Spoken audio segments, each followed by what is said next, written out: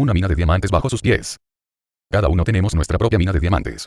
Para pasar por campos, guerras, grandes hombres, y las enseñanzas de la simplicidad, del aquí y el ahora, cada uno con lo que puede y tiene, sus dificultades siempre humanas, y sus modos de superación. El Tigris y el Éufrates, con un grupo de viajeros ingleses, me encontré bajo la orientación de un anciano guía árabe que habíamos encontrado en Bagdad. En ciertas características de pensamiento, del guía, se me parecía a nuestros peluqueros. Él pensaba que su deber era no solamente guiarnos a lo largo de estos ríos y de hacerse pagar por ello, sino y además divertirnos contando curiosas y misteriosas historias tanto antiguas como modernas, extranjeras y autóctonas. Pero hay una historia que no olvidaré nunca. El anciano guía tomaba mi camello por el cabestro y conduciéndolo por antiguos ríos, me contaba historia sobre historia, hasta que yo dejaba de escucharlo y no oía más. No me irritaba que entrara en cólera porque yo dejaba de escucharlo. Recuerdo que él acomodaba su turbante y lo volteaba para llamar mi atención. Yo lo veía por el rabillo del ojo, pero no lo miraba directamente por temor a que me contara otra historia. Aunque yo no sea una mujer, terminaba por mirarlo, y al instante comenzaba otro de sus recuentos. Me dijo: te voy a contar ahora una historia que reservo solo para mis amigos íntimos. Cuando insistió en las palabras amigos íntimos, escuché, y me felicité de haberlo hecho. El viejo guía me dijo así: un anciano persa de nombre Aliafed vivía en las proximidades del Indus. Aliafed poseía un gran territorio agrícola. Tenía huertas, campos de cereales, y jardines. Tenía dinero, era rico y estaba satisfecho. Satisfecho porque era rico y rico porque estaba satisfecho. Un día, el viejo agricultor persa recibió la visita de un anciano sacerdote budista, un sabio de Oriente. El sacerdote se sentó al lado del fuego y le contó al viejo agricultor cómo había sido creado nuestro mundo. Le dijo que este mundo no era, en el principio, más que una nube de bruma. El Todopoderoso con sus manos en esa bruma y comenzó a darle vueltas, primero lentamente, y luego, cada vez más rápido hasta que al fin, la nube en su turbulencia se transformó en una bola de fuego. Enseguida, esta bola rodó por el universo, atrayendo al pasar otras nubes de bruma, condensando así la humedad exterior hasta que cae un torrente de lluvia sobre su superficie tórrida, refrescando la corteza exterior. Entonces, el fuego interior, borboteando hacia el exterior, atraviesa la corteza exterior y forma montañas y colinas, valles, planicies y praderas de nuestro maravilloso mundo. Si esta masa fundida borboteaba y se refrescaba rápidamente, se tornaba granito, sí, menos rápidamente, cobre, sí, mucho menos rápido, plata, sí, menos rápido aún, oro, y después del oro, los diamantes vieron la luz del día. El viejo sacerdote dijo: un diamante es una gota de luz solar congelada. Ahora bien, esto es literalmente exacto en el plano científico. Un diamante es un depósito de carbono proveniente del sol. El viejo sacerdote dijo a Aliafed que si él poseía un diamante tan grande como una pulgada, él podría comprar el condado, y que si poseía una mina de diamantes, podría asegurar a sus hijos sobre los reinos gracias a la influencia que le daría su gran riqueza. Aliafed escuchó todo sobre los diamantes y su valor, y era un hombre pobre cuando fue a acostarse esa noche. No había perdido nada, pero era pobre porque se preocupaba de temor de ser pobre. Él decía: quiero una mina de diamantes, y soñó con ello toda la noche. Temprano en la mañana, fue a ver al sacerdote. Sé por experiencia que un sacerdote se indispone mucho cuando se le despierta muy temprano en la mañana. Aliafed interrumpe al sacerdote, disipándole sus sueños, y le pregunta: ¿vas a decirme dónde puedo encontrar los diamantes? ¿Los diamantes? ¿Qué quieres hacer con diamantes? Pues bien, yo quiero ser inmensamente rico. En ese caso, anda y encuéntralos. Es todo lo que tienes que hacer, anda en su búsqueda. Ellos te seguirán. Pero yo no sé a dónde ir. Y bien, si tomas la corriente de un río cuyo curso hay arena blanca y va por entre las altas montañas, encontrarás siempre los diamantes en la arena. No creo que existe un río así. Oh, sí, hay muchos. Todo lo que tienes que hacer es partir enseguida en su búsqueda. Los diamantes te seguirán a ti. Aliafed respondió: parto enseguida. De esta forma, vendió su finca, reunió su dinero, confió su familia a un vecino y partió a la búsqueda de diamantes. Comenzó su búsqueda, con razón en mi opinión, en los montes de la luna. Luego, tornó hacia Palestina, erró por Europa, luego al fin, cuando hubo gastado todo su dinero, cuando estaba hecho andrajos, pobre y menesteroso, estaba al borde de la bahía de Barcelona en España, donde una inmensa mareada echa por tierra los pilares de Hércules. El pobre hombre, afligido, sufriente, moribundo, no puede resistir la horrible tentación de lanzarse a las olas que venían hacia él. Sube hasta la cresta de una de ellas, para no volverse a levantar. Cuando el guía me contó esta historia, tan terriblemente triste, detuvo el camello que yo montaba y tornó detrás de la caravana para sostener las maletas que se caían de otro camello. Preferí reflexionar en su historia. Recuerdo que le pregunté: ¿por qué reservas esta historia para sus amigos íntimos? Parecía no tener ni comienzo ni centro ni fin, nada en absoluto. Se trataba de la primera historia que en mi vida hubiese escuchado, en la que el héroe moría, en el primer capítulo. No tenía yo sino un capítulo de esta historia y el héroe había muerto. La mina más maravillosa en toda la historia de la humanidad. Cuando el guía regresa a tomar el cabestro de mi camello, prosigue inmediatamente su historia, pasando al segundo capítulo, como si no hubiese hecho interrupción alguna.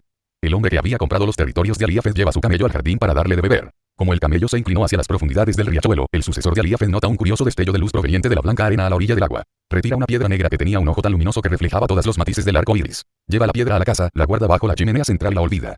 Algunos días más tarde, el viejo sacerdote viene a visitar al sucesor de Aliafed. Desde que abrió la puerta del salón, nota el fulgor luminoso proveniente de debajo de la chimenea, se precipita y grita: «He aquí un diamante». ¿Aliafed ha vuelto? Oh, no. Aliafed no ha vuelto, y eso no es un diamante. No es sino una piedra que encontré justo allí, en nuestro propio jardín. Pero, insiste el sacerdote, te aseguro que sé reconocer un diamante cuando veo uno. Estoy seguro que se trata de un diamante. Entonces se precipitaron ambos hacia el viejo jardín, removiendo la arena blanca con sus dedos, y aquí que aparecieron otras gemas, más bellas y preciosas que la primera. Es así, me dijo el guía, y es la pura verdad, como fue descubierta la mina de diamantes de Golconda, la mina más maravillosa en toda la historia de la humanidad, supera las minas de Kimberley, en Australia. El Koh-i-Noor, que adorna la corona de Inglaterra, el Orlov, el diamante más grande del mundo ostentado por la corona rusa, y provenientes estos últimos, de la mina de Golconda. Cuando el viejo guía árabe me contó el segundo capítulo de su historia, se levantó el turbante y lo hizo tornar en el aire para llamar mi atención sobre la moraleja. Las historias de los guías árabes tienen todas una moraleja, aun cuando no sean ellas mismas muy morales. Haciendo dar vueltas a su gorro, me dice: si Ali Hafed se hubiera quedado en su casa y hubiera examinado su propio campo de arena o en su propio jardín, hubiera sido el poseedor de las minas de diamante en lugar de sufrir la extrema pobreza, el hambre y terminar suicidándose en un país extranjero. Pues cada hectárea de esta vieja finca, sí, cada milímetro de tierra, ha provisto desde ese entonces de piedras tan preciosas que han adornado las coronas de los monarcas.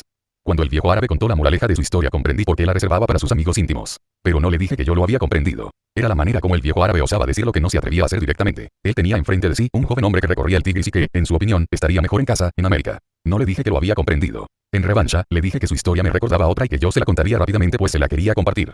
38 millones de euros por algunas hectáreas. Le hablé de un hombre que, en 1847, poseía un rancho en California. Había escuchado decir que se había descubierto oro al sur de California. Apasionado por el oro, vendió su rancho al coronel Suter y partió para nunca más volver. El coronel Suter construyó un molino a la orilla del río que atravesaba el rancho. Un día, su pequeña hija llevó a casa arena de la que había recogido porque le había gustado mucho pues brillaba el sol en sus manos. En la arena, un visitante vio los primeros depósitos brillantes, de verdadero oro, como nunca antes se había descubierto en California. El ex propietario del rancho quería oro, y lo hubiera podido encontrar en abundancia, en casa. En efecto, desde entonces, se ha extraído el equivalente 38 millones de euros, en apenas una que otra hectárea. Hace solo 8 años, hice un curso sobre este tema en una ciudad cercana al rancho y se me refirió que año tras año, su propietario recibe alrededor de 1.270 euros cada cuarto de hora, día y noche. Petróleo bajo sus pies, pero puedo ilustrar mejor mi propósito relatando un hecho que se produjo en mi casa, en Pensilvania. Si yo amaba algo, por sobre todo era estar en un estrado, tener ante mí un auditorio de alemanes de Pensilvania al cual dirigirme. Había un hombre en Pensilvania, como tantos otros que allí poseían un terreno agrícola y que había hecho exactamente lo que yo hubiera hecho si hubiera tenido una posesión de estas en tal lugar la había vendido. Pero, antes de venderla, había decidido asegurar su futuro recolectando petróleo para su primo. Este trabajaba en el sector canadiense, aquel que fue el primero en descubrir petróleo en el continente americano, en esa época en que se extraía de los ríos. Así pues, este agricultor de Pensilvania escribió a su primo para pedirle trabajo. Como ves, amigo mío, este agricultor no era idiota. Él no había abandonado sus tierras sin tener antes otras cosas que hacer. Entre todos los correcaminos del mundo, no conozco peor tonto que aquel que abandona su trabajo sin antes tener otro. Es particularmente el caso en mi profesión, pero no es el caso para un hombre que busca divorciarse. Cuando escribió a su primo para pedirle trabajo, aquel le respondió: no puedo contratarte pues tú no conoces nada de la industria del petróleo. Y bien, se dijo el viejo agricultor, aprenderé. Y con un ímpetu de los más loables, se pudo aprender sobre el tema. Comienza por el segundo día de la creación, época en que el mundo estaba siendo recubierto por una espesa y abundante vegetación tal que, desde entonces, se ha transformado en las primitivas minas de carbón. Estudia el tema y descubre que el petróleo es una mezcla en la que coexisten en fases sólida, líquida y gas, compuestos denominados hidrocarburos, constituidos por átomos de carbono e hidrógeno y pequeñas proporciones de hetero compuestos con presencia de nitrógeno, azufre, oxígeno y algunos metales, ocurriendo en forma natural en depósitos de roca sedimentaria. Que su color varía entre ámbar y negro. Y que la palabra petróleo significa aceite de piedra. Él estudia tanto que llega a conocer su olor, su gusto y sabe cómo refinarlo. Enseguida le escribe a su primo: comprendo la industria del petróleo. Su primo le responde: muy bien, vende. Ahora, vende sus terrenos, los que, según los archivos del condado, le reportan el equivalente a casi exactamente a 8.330 euros. El nuevo propietario decide dedicarse a producir pasto para la alimentación de animales. Descubre que el anciano propietario, años antes, había dejado una plancha atravesada sobre un río que corría atrás del establo. El borde de esta plancha se adentraba algunos centímetros en el agua. Así dispuesta la plancha sobre el río, cumplía la función de que los animales no pasaran al otro lado del río. El hombre que había partido para Canadá, había recogido así, durante 23 años, torrentes de aceite de piedra que, según declaraciones de geólogos, del estado de Pensilvania, 10 años más tarde, valían ya 100 millones de euros. Hace 4 años, nuestro geólogo declaró que el descubrimiento valía 1 millar de euros para el estado. El hombre que poseía este territorio, sobre el cual había sido construida últimamente la ciudad de Tutusville y donde se encuentran los valles de Pleasantville, había estudiando el tema desde el segundo día de la creación hasta la actualidad. Había estudiado todo lo necesario para tal propósito, por lo que vendió su terreno en 83.300 euros. Una vez más afirmo que es insensato.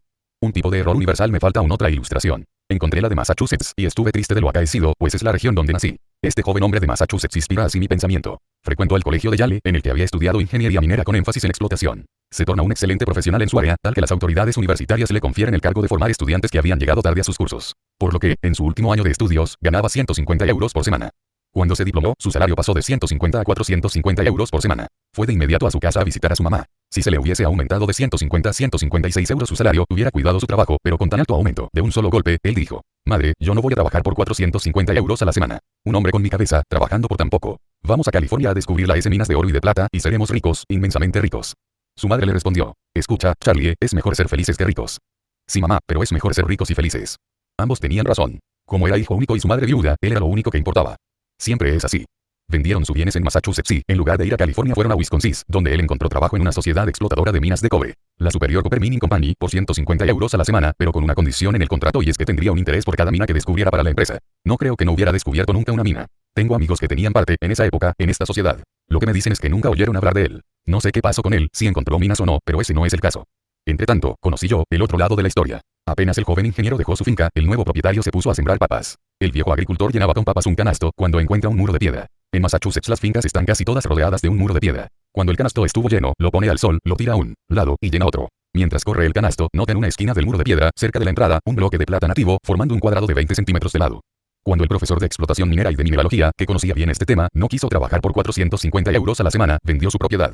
Propiedad en la que él nació y creció y que había jugado con el tal bloque hasta dejarlo reluciente. Tal que, parecía decir he aquí medio millón de euros, no hay sino que recogerlos, pero él no los recogió. Estaba en alguna parte de Newburyport, Massachusetts, no tenía dinero. O quizá, no se sabe en dónde, era profesor de mineralogía. Amigos, este tipo de error es verdaderamente universal, y no dan deseos de reír de la aventura de este joven. Me pregunto con frecuencia, ¿qué habrá sido de él? No sé nada. Pienso que seguramente está alrededor del fuego con amigos a los que les cuenta cosas como esta. ¿Conocen a ese tipo, llamado Conwell, y que vivió en Filadelfia? Oh, sí, he escuchado hablar de él. ¿Y conocen a ese tipo llamado Jones, que vive también en Filadelfia? Sí, de él también he oído hablar. Entonces, se pone a reír, sacudiendo la cabeza y dice a sus amigos, pues bien, ellos hacen lo mismo que yo.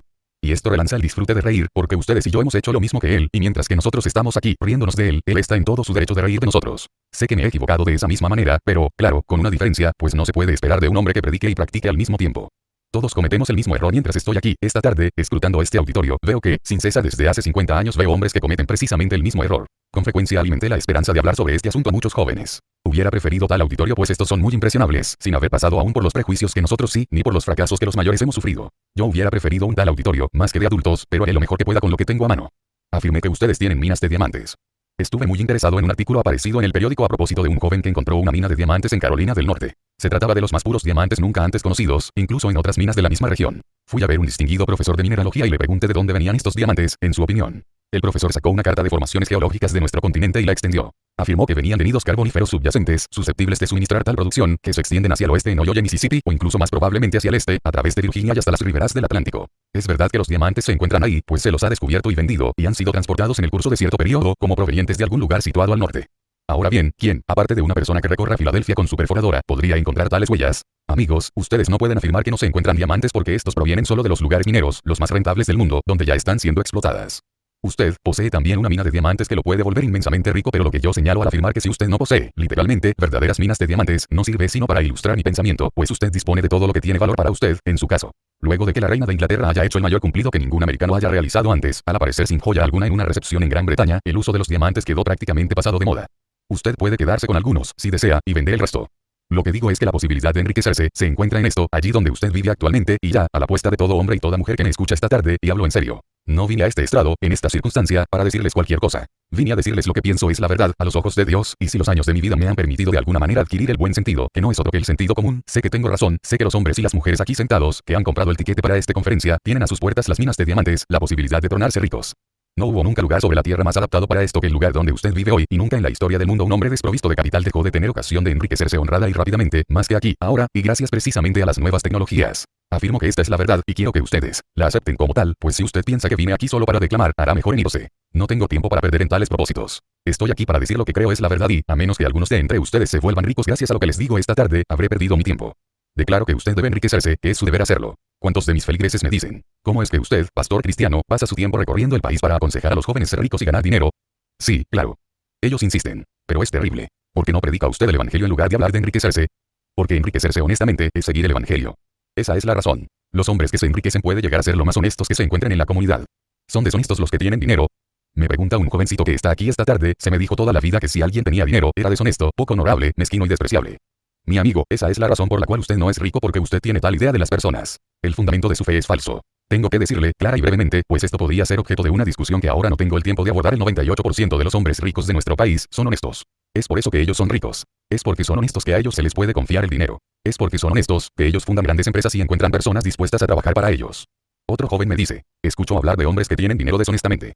Sí, claro, usted escucha hablar de eso, yo también. Pero en verdad son muy raros los casos. De hecho, los trabajadores hablan de ello todo el tiempo, a tal punto que uno tiene la impresión de que los ricos se han enriquecido deshonestamente. Mi amigo, lléveme si tiene un auto, al barrio donde vive la gente más rica de la ciudad, allí donde aquellos que poseen esas mansiones con jardines de flores, artísticamente construidas, y les mostraré que tienen el mejor carácter y las mejores empresas de la ciudad. Usted sabe que es verdad. Un hombre no es verdaderamente un hombre si no posee su propia casa, y aquellos que la tienen son honorables, honestos, puros de corazón, siguen las leyes, economizan y son prudentes, por tal razón tiene su casa. El hecho de que un hombre tenga dinero, incluso mucho, no es contradictorio con la honestidad. Predicamos contra la avidez, bien es cierto, y usted sabe que lo hacemos, clara y frecuentemente, hablamos del lucro de tal forma que los cristianos tienen la impresión de que cuando se es pobre es porque se es honesto. Y tal juicio es falso. Cuando se es pobre, es simple y llanamente porque no se desea la vida y trabajar para lograr lo que se desea.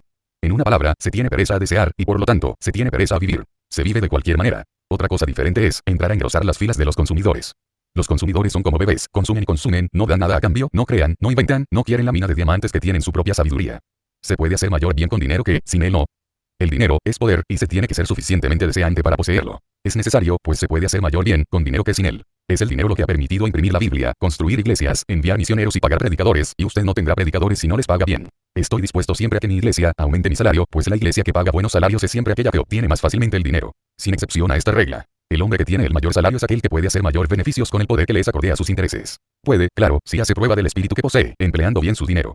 Es por lo que afirmo que a ustedes les hace falta dinero. Es su deber de vivientes, deseantes, enriquecerse. Los piadosos cometen un terrible error pensando que es preciso vivir mal para ser mejores.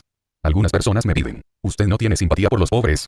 Claro que sí. Si no, no estaría dando conferencias durante todo el año, precisamente para que salgan de su pobreza. Pero el número de pobres que merece la simpatía es bien poco, realmente.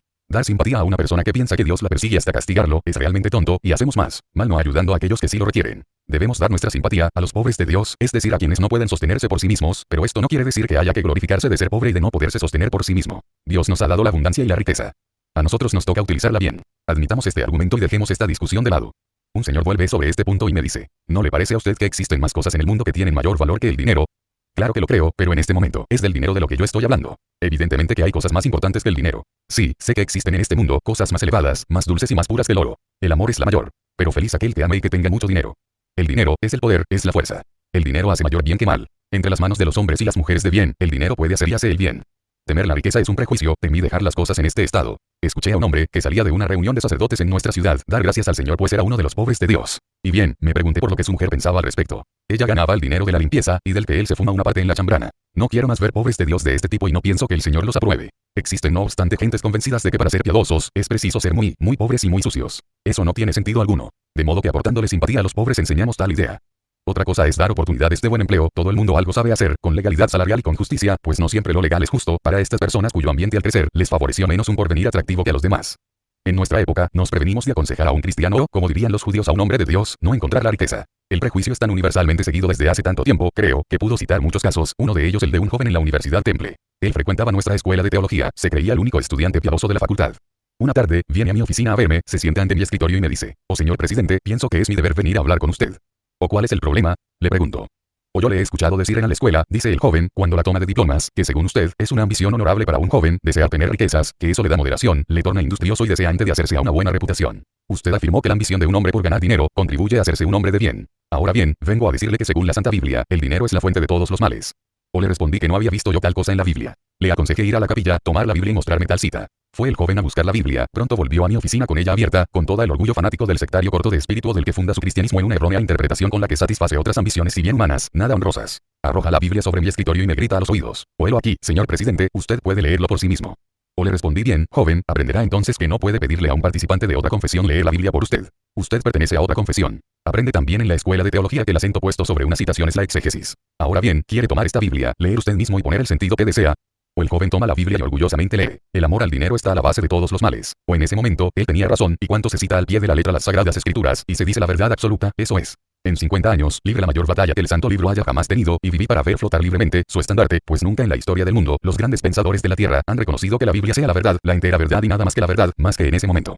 Ganar dinero, ahora y, aquí. Es muy tarde así, cuando afirme que el joven citó la Biblia a la letra, era verdad. La verdad absoluta. El amor al dinero está a la base de todos los males. Aquel que busca apropiarse el dinero, de forma deshonesta cae en numerosas plagas, ¿es esto cierto? El amor al dinero. ¿Qué significa esto? Hacer del dinero un ídolo, y la idolatría pura y simple, cualquiera sea la forma, es condenada por las santas escrituras y por el buen sentido humano, es decir, por el sentido común. Aquel que rinde culto al dinero en lugar de pensar en el uso que de él puede hacerse, aquel que idolatra el dinero en sí mismo, el avaro que amasa dinero en su sótano o lo esconde bajo el colchón, el que rehúsa invertir de tal forma que el dinero circule y le haga bien a todos, aquel tiene en sí la raíz de todos los males. Pienso que dejaré la cuestión de lado y responderé a esta otra que casi todos seguramente se preguntan. ¿Existe alguna posibilidad de enriquecerse allí donde yo vivo ahora? Resulta que es muy simple ver dónde se encuentra el dinero, y desde el momento en que usted ve dónde se encuentra, es para usted. Un anciano sentado a final en una conferencia, me dice, señor Conwell, usted vivió en Filadelfia durante 31 años, y no se ha dado cuenta que el tiempo de hacer algo en esta ciudad ya pasó. No creo que así sea. Y si así es el caso, pues igual, trataré, ¿cuál es su oficio? Tuve un almacén durante 20 años, y no gané más de 10.000 euros en todo este tiempo. Bien, usted puede medir el bien que usted hizo a la ciudad para que tal ciudad se lo retorne, pues un hombre puede juzgar lo que vale por lo que recibe, es decir, por lo que es para él el mundo en ese momento. Si usted no ha ganado más de tal cantidad en 20 años en Filadelfia, Filadelfia hubiera hecho mejor expulsándolo a usted hace 19 años y 9 meses. Un hombre no tiene derecho a tener un almacén en Filadelfia, sin ganar al menos 500.000 euros o más, incluso si no se trata de un supermercado, en el centro de la ciudad. Usted afirma no haber podido ganar 10.000 euros en un almacén, actualmente. Mis amigos, si ustedes se toman la pena de recorrer algunas casas de su alrededor, de buscar lo que desean las gentes y lo que usted debe procurarles, y de calcular, lápiz en mano, su ganancia, verá rápidamente. Hay riqueza en el sonido mismo de su voz. Alguien dice, usted no conoce nada de negocios. Los predicadores no saben de estos asuntos. Debo probar que soy un experto. No me gusta hacerlo, pero estuve obligado, pues mi testimonio no sería tomado con seriedad si no afirmo que soy experto. Mi padre tenía un almacén en el campo, y si hay un lugar en el mundo donde uno aprende toda suerte de experiencias en cuanto a transacciones comerciales, es en un almacén en el campo. Felizmente para mi padre todo fue sanamente siempre. Pero algo que sucedió muchas veces, mis amigos, es por ejemplo un hombre entraba al almacén y decía, ¿tiene navajas? No, no tenemos navajas. Y yo me ponía a silbar alguna canción. ¿Qué me importaba este hombre? De todas formas, entraba otro agricultor y me pedía, ¿tiene navajas? No, no tenemos navajas. Y me ponía a silbar otra canción. Un tercer hombre entraba y me pedía, ¿tiene navajas? No. Porque a todos les dio por pedir navajas. ¿Creen que tenemos este almacén para surtir de navajas a toda la vecindad? La devoción y el éxito en los negocios tienen el mismo proceso, tenga su almacén, incluso en Filadelfia. El problema es que en la época no había notado usted que el principio que fundamenta la devoción es el mismo que está a la base del éxito en los negocios. El hombre que pretende que no puede transportar su religión a sus negocios es un idiota en negocios, o está en la vía del fracaso o es un ladrón. Alguno de estos tres casos es. Corre hacia el fracaso al cabo de algunos cuantos años. Esto es cierto, si no transpone su religión en los negocios. Si hubiera tenido el almacén de mi padre desde un punto de vista cristiano, desde el punto de vista de Dios, hubiera tenido una navaja para el tercer hombre que llegó. Hubiera entonces hecho prueba de bondad a la vez que hubiese recibido mi recompensa, la que era mi deber aceptar. Hay algunos creyentes muy devotos que piensan que si se hace negocio se es impío. O al contrario, es criminal vender artículos menos caros de lo que cuestan. No se tiene el derecho de tratar. No se puede confiar el dinero a un hombre incapaz de generar su propio dinero. No se puede tener confianza en un hombre que no es fiel ni a su familia, ni a su mujer. No se puede tener confianza en un hombre que no escucha su propio corazón, su propio carácter, su propia vida. Era mi deber suministrar una navaja al tercer hombre, incluso al segundo, venderle y hacer a ambos, a él y a mí, un beneficio. No tengo derecho a vender un artículo ni aprovechándome del otro, ni permitiendo que el otro se aproveche de mí. A eso no tengo derecho. Beneficio de la vida, vivir y dejar vivir es el principio del evangelio. Es el principio del sentido común, el sentido más elemental. Joven, escúcheme, viva su vida como ella vaya viniendo. No espere a mi edad para comenzar a beneficiarse de la vida. Si poseyera millones, o incluso la mitad de lo que me gané en mi vida, no haría tanto bien como el que siento que esta tarde hago aquí, en esta presencia sagrada. Sí. He sido recompensado al múltiple esta tarde, pues comparto lo que he aprendido en el curso de los años.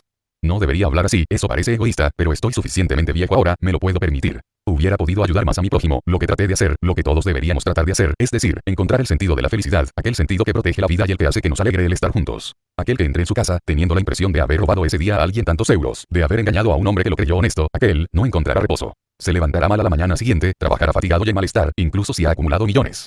Pero aquel que pasa su vida constantemente con su prójimo, beneficiándose en conjunto, su beneficio de la vida será sentido a cada momento, en toda jornada de trabajo. Además, sigue la ruta real de la riqueza. La historia de miles de millonarios lo prueba.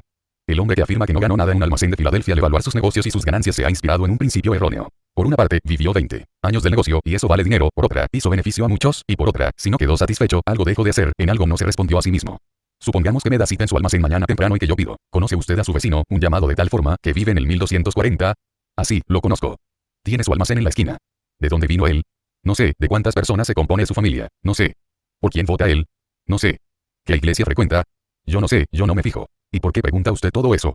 ¿Usted tiene un almacén en Filadelfia? Me respondería sí. En este caso, usted hace su trabajo, del mismo modo que yo hacía en el almacén de mi padre, en Worthington, Massachusetts. Usted no sabía de dónde venía su vecino cuando él llegaba a Filadelfia y usted ni se daba cuenta. Si hubiera estado suficientemente interesado en su negocio al menos, para saber qué necesitaban sus vecinos, para usted venderles, entonces, sería riquísimo. Pero paso la vida pensando que no hay oportunidad alguna para enriquecerse, y aquí, un grave error. Si usted no nació rico tiene mucha suerte, pero otro joven se levanta y dice, no he podido lanzarme a negociar. Hablo aquí de negocios, pero el principio se aplica a todos los dominios. ¿Y por qué no ha podido usted lanzarse a negociar? Pues porque no dispongo de capital alguno. Oh, criatura débil y pretenciosa que no ve más lejos que de su nariz. No hay mejor forma de rebajar tales pretensiones que decir, si yo tuviera capital, joven, sería rico. ¿Piensa usted que si fuera rico querría enriquecerse? Ciertamente. No. Ciertamente no. Si su mamá tuviera mucho dinero y le instalara en el comercio, sería usted quien haría su negocio, con el capital de ella. Desde el momento en que un joven o una jovencita tienen más dinero del que tuvieron en su infancia por una experiencia práctica, es maldito. No sirve para nada heredar dinero. Pero sí sirve de mucho heredar alegría, vitalidad y deseos de vivir, lo cual sí es la base para ganarse la vida. No sirve para nada dejarle dinero a sus hijos si usted no les da una buena educación tal que aprendan a ganarse el deseo de vivir y de producir y de inventar y de hacer. Sin esto último no vale que usted le deje un buen círculo de amigos, un buen nombre y mucho menos una dote. Le haría en tal caso tanto mal al país como a sus hijos. Oh, jovencito, si usted heredó dinero, no lo considere una ayuda. Ese dinero le arruinará toda su vida, le privará de lo mejor en la existencia humana, aprender a ganarse el deseo de vivir, porque usted desea algo y lo puede hacer. No hay clase de gentes con más desventajas que los hijos de los ricos de nuestra generación. No podrán nunca conocer las cosas agradables de la vida. Una de las mejores cosas de la vida es cuando un joven se gana su propia vida, se enamora de una adorable jovencita y decide comprar su propia casa. Con este amor viene también la inspiración divina en vista de mejores cosas, y él comienza a economizar de su dinero. Y comienza también a abandonar costumbres odiosas, y a poner su dinero en el banco. Cuando posee algún dinero, busca el barrio, la casa, de sus sueños para compartir con su mujer, busca obtener el buen precio y luego va a donde su mujer. Cuando él la hace pasar la puerta de su casa por primera vez, le dice con toda una elocuencia que no podría yo imitar, gané esta casa, por mí mismo. Es mía y la comparto contigo. Es este el momento más grandioso que pueda conocer el corazón de un hombre. El hijo de un hombre rico no podrá nunca conocer eso. No sabrá de su potencia, de su poder en tanto que varón y que humano. Llevará a su esposa a una bella mansión, sin duda, pero estará obligado a decirle, mi madre me la ha regalado, no se la ha donado, hasta haciendo parecer que su mujer se ha casado con la mamá de él y no con él. Los hijos de un hombre rico me causan lástima. Las estadísticas de Massachusetts muestran que más hijos de hombres ricos mueren a eso de los 17 años. Los hijos de los ricos me dan lástima, salvo si se les ha dado en herencia el deseo de vivir y el cómo ganarse la vida, cosa esta que se deriva de aquella. Cosa que a veces ocurre. Uno de estos fue a ver a su padre a quien le había pedido, ¿tú has ganado todo ese dinero? Sí, hijo. Comencé trabajando en el ferry por algunos euros diarios. Yo no quiero tu dinero, dice el hijo. Y busca conseguir trabajo en un ferry esa misma tarde. No encuentra lugar, pero logra obtener un empleo por 30 euros a la semana.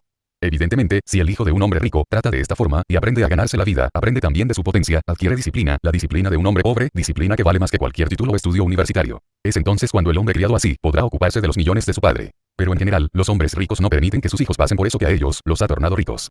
Curioso dato este, en verdad, no le dan la herencia que deberían darles. Y esto sin hablar de sus madres, quienes los infantilizan al no permitir que sus pequeñitos ganen por sus medios su vida, trabajando honestamente. No tengo contemplación alguno por los hijos de estos ricos.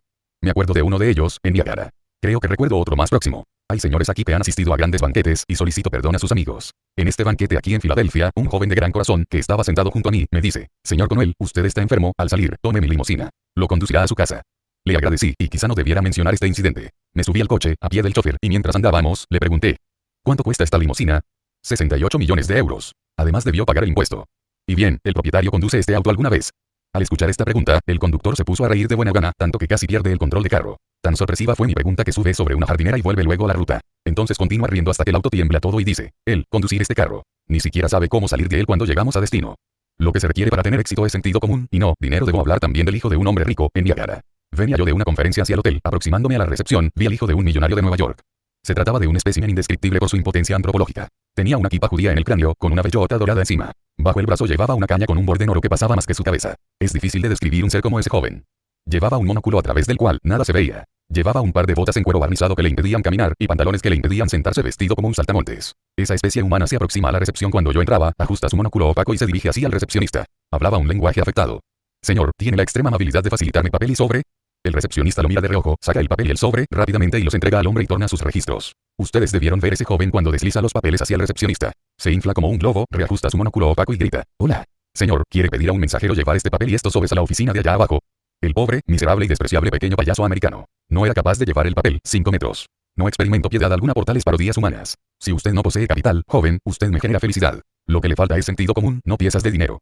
Los secretos del éxito. Lo mejor que puedo hacer es ilustrar mis objetivos con hechos bien conocidos por todos. Ad Stewart, muchacho pobre de Nueva York, tenía 15 euros para irse a la vida. Perdió la mitad en su primera partida. Feliz este hombre que pierde la primera vez que juega, se dice, nunca más perderé el dinero de mis negocios. Y nunca más vuelve a jugar.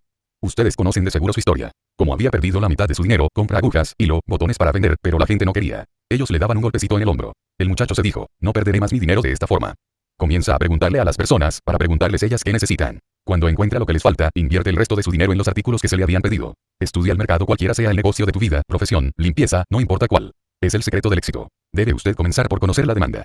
Debe descubrir en principio aquello de lo que tienen necesidad las gentes, luego invertir en ello, en lo que sea más necesario. A.T. Stewart partió de ese principio, llegó a tener 40 millones de dólares, gracias al almacén en el que M. Wanamaker sigue su admirable obra en Nueva York. Comenzó perdiendo y llegó a ganar una fortuna, con lo que aprendió no has de invertir tu dinero en lo que la gente no necesita.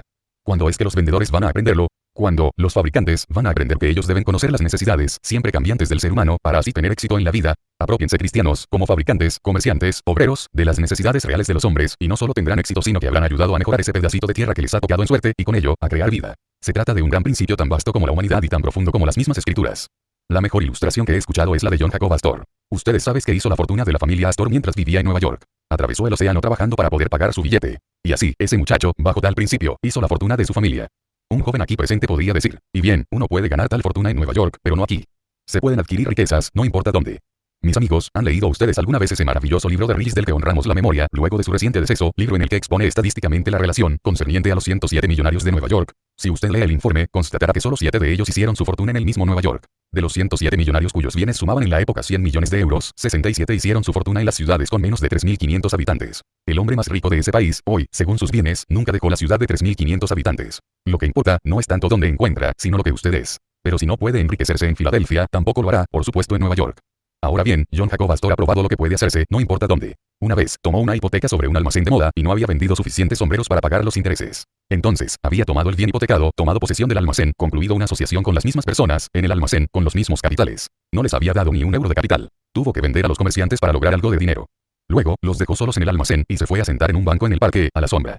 ¿Qué hacía ahí John Jacob Astor si se había asociado a agentes que habían respetado su propia conducción? Él detentaba la parte más importante y, en mi opinión, la más agradable de esta asociación, pues, entonces, ¿qué estaba haciendo sentado sobre ese banco? John Jacob Astor observaba a las damas que pasaban. ¿Y a qué hombre no le gustaría hacer eso? Él seguía sentado a ese banco y si alguna dama pasaba, espaldas derechas, cabeza derecha, mirando hacia adelante de ella, como si figurara que el mundo entero la mira. Él estudiaba su sombrero, el color y los pliegues de su pluma. Me cuesta trabajo describir un sombrero. Soy incapaz de describir un sombrero moderno. ¿Quién puede hacerlo? ¿Cómo describir esa aglomeración de cursilerías pegadas atrás de la cabeza o en lado, pensando en el gallo al que no se le deja ni una pluma en la cola? Pero en la época con John Jacob Astor, la sombrería femenina revelaba arte. Volvía al almacén de modas y decía a los empleados: pongan en la vitrina el tipo de sombrero que voy a describirles, pues vi una mujer que los ama. No pongan ningún otro hasta que yo vuelva. Luego, salía y se sentaba de nuevo. Otra dama pasa con un sombrero de forma y textura, de color y adornos diferentes. Ahora, decía él, pongan un sombrero como este en la vitrina.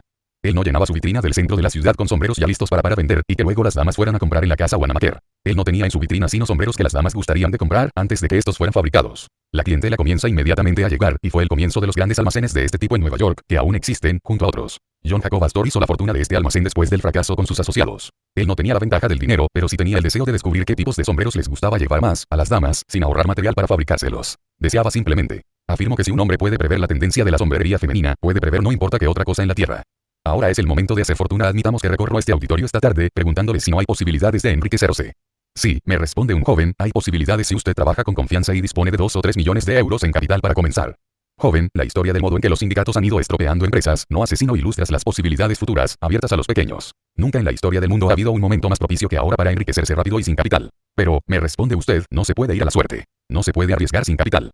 Joven, déjeme ilustrar mi propósito. Debo hacerlo. Es mi deber hacia todo joven o jovencita, pues vamos a lanzarnos pronto, todos nosotros, en negocios bajo los mismos términos. Joven, sepa que si usted sabe de qué tiene necesidad la gente, usted dispone de una ventaja enorme de conocimiento con miras a hacer fortuna más que aquellos que le aportarán la suma, no importa cuál, del dinero que requiere.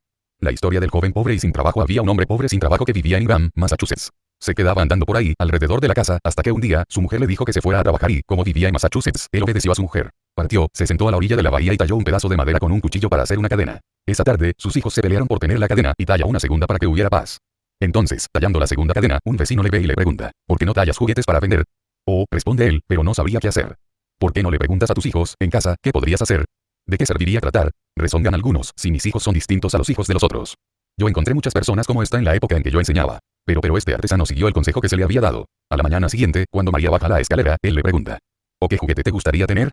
Ella comienza por decirle que querría un lecho para su muñeca, un tocador para su muñeca, un pequeño paraguas para su muñeca, y continúa desgranando una lista de objetos que ella querría tener y que requerían toda una vida para terminar de construirla. Así, habiendo consultado a sus propios hijos en casa, toma madera sin cepillar, pues no tiene dinero para comprar una ya lista para trabajar, y talla los juguetes de Ingham, esos robustos sin teñir, que fueron célebres en el mundo entero durante numerosos años. Este hombre comienza por hacer juguetes para sus propios hijos, luego hace copias que vende a través de un almacén de zapatos, vecino. Comienza ganando poco, luego un poco más. M. Lawson, en Frenzy Finance, afirma que es ahora el hombre más rico de Massachusetts, y yo le creo.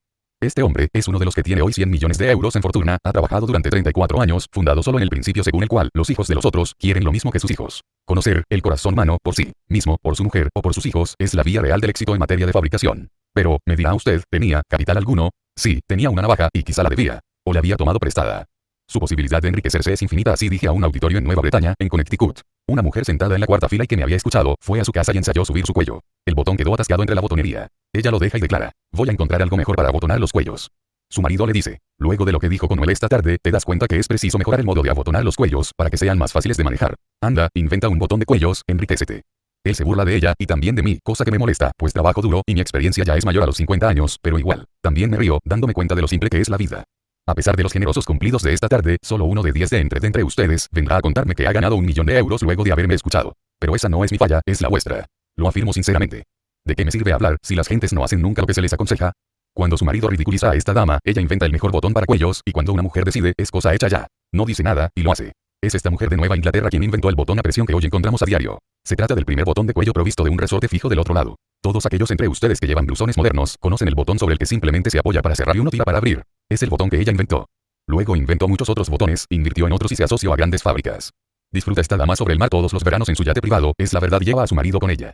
Ahora bien, ¿qué lección puede extraerse de esta historia? La lección es la siguiente, lo dije entonces, su posibilidad de enriquecerse está tan cerca de usted como bajo sus ojos. Y ella en verdad al bajar los ojos, se encontró con su mentón. Leí en el periódico que las mujeres nunca han inventado nada. Ese periódico está mal informado. No me refiero a chismes, hablo de máquinas, y en este caso, debo mejor incluir hombres. Este periódico no podría nunca referir los inventos de las mujeres. Piensen, mis amigos. Las mujeres sueñan. Ustedes creen que no pueden hacer fortuna porque trabajan en una tintorería, que usted hace funcionar una máquina para adhesivos, quizá está usted ante la tejedora, y por tanto no puede volverse rico, claro que no, si usted sigue esta imposible vía. Cuando afirman que las mujeres no inventan nada, les pregunto quién inventó la industria del tejido cuyos productos todos ustedes llevan. Meyaqua.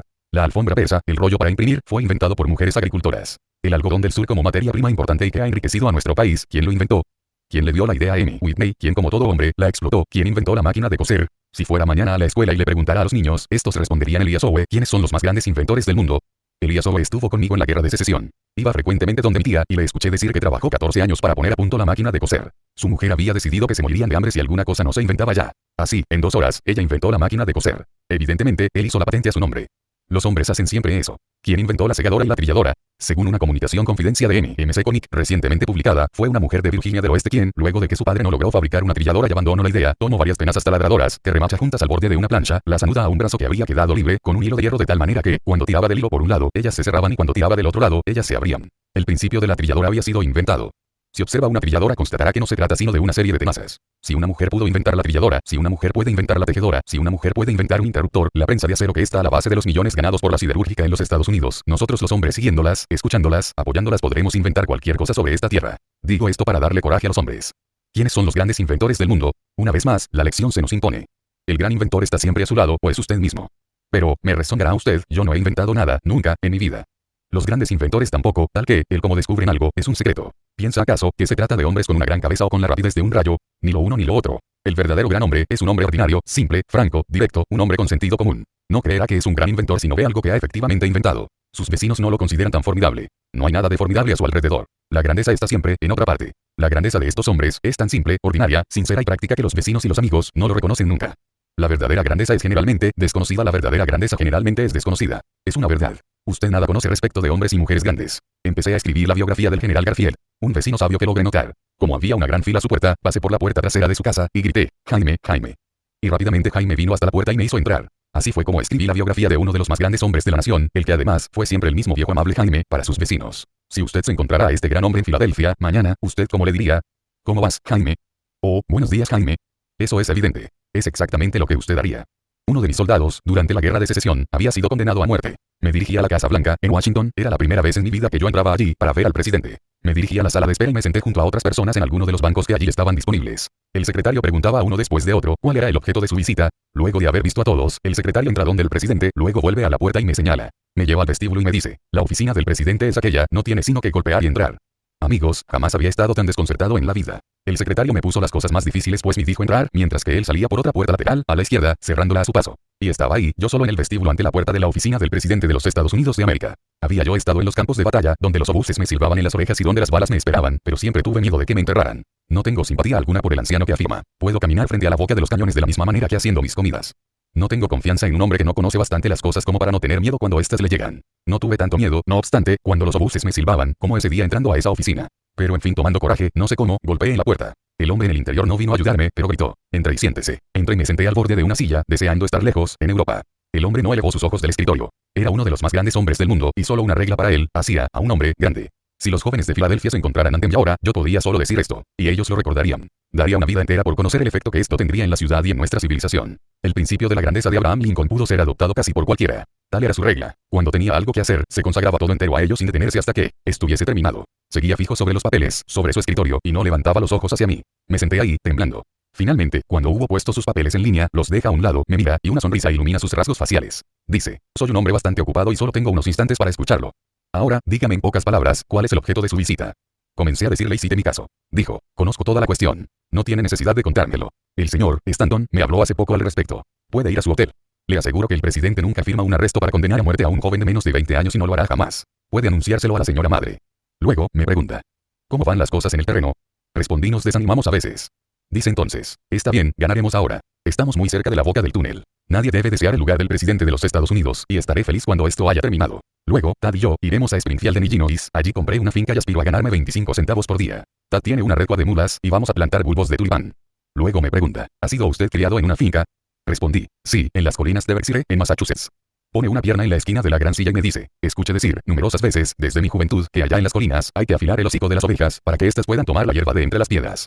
Era tan familiar, tan ordinario, tan campesino, que me sentí como inmediatamente con él. Toma ahora otra hoja de papel, me mira y me dice, buenas tardes. Comprendí que debía irme. Luego de salir, no lograba imaginar que había visto al presidente de los Estados Unidos. Pero algunos días más tarde, mientras que me encontraba en la ciudad, vi la fila atravesar la sala del este y pasar ante el ataúd de Abraham Lincoln. Cuando miraba el rostro volcado del presidente asesinado, tuve el sentimiento de que el hombre que yo había visto poco tiempo antes, tan simple, tan ordinario, era uno de los más grandes hombres que Dios hubiera puesto sobre la cabeza de una nación para conducirla a su libertad. No obstante, no era sino un buen viejo para sus vecinos. Fuera de sus funerales, fui invitado entre otros para llevar el ataúd a tierra en Springfield. Alrededor del mausoleo estaban los viejos vecinos de Lincoln, para los que, no era sino ese buen viejo ave. Bien entendido, él no era sino ese buen viejo ave, a los ojos de ellos. ¿Ha visto usted algún hombre de talento y que no sea común? Si lo ve, no es sino un balón inflado, sostenido al sol por dos grandes pies, más nada. Ninguna grandeza hay en él.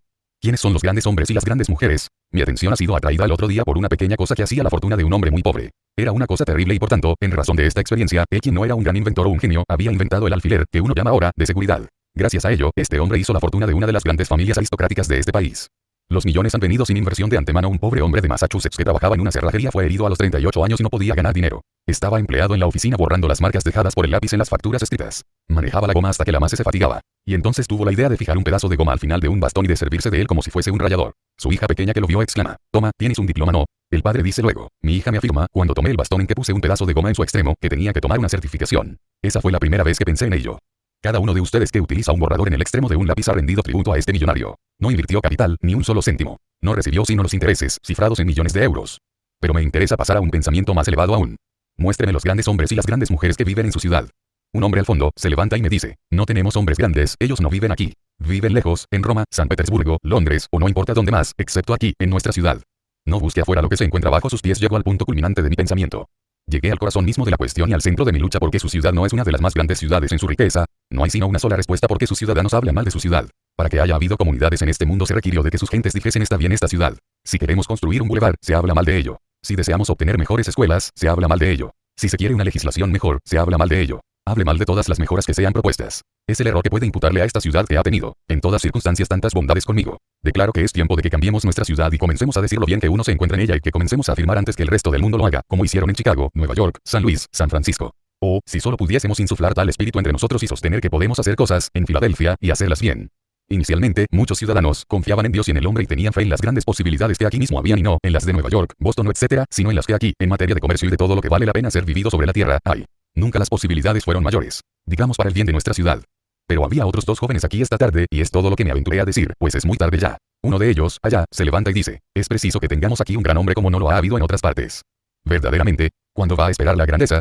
Cuando haya sido elegido para un puesto político.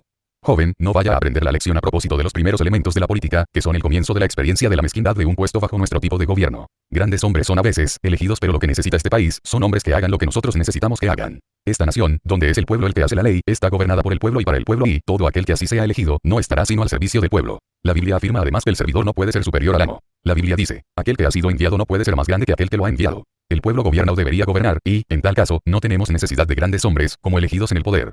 Conozco un gran número de jovencitas, ahora que las mujeres tienen el derecho al voto, que afirman, un día yo seré presidenta de los Estados Unidos. Creo en el voto de las mujeres. No cabe duda que es inminente, y me inclino, de todas formas, ante ellas. Puede desearse un puesto para sí mismo, si la ambición de un puesto influencia a las mujeres en su deseo de votar, les digo, si no se obtiene sino el privilegio de votar, no vale la pena. A menos de estar en la posibilidad de obtener más de un voto, usted queda desconocida y su influencia es totalmente dispersa, como si prácticamente no existiera. Este país no está regido por votos. ¿No cree que es así? Este país está regido por influencias. Está regido por ambición y las empresas que ordenan los votos. La joven que estaba convencida que votaría para obtener un puesto sufrió un terrible desengaño.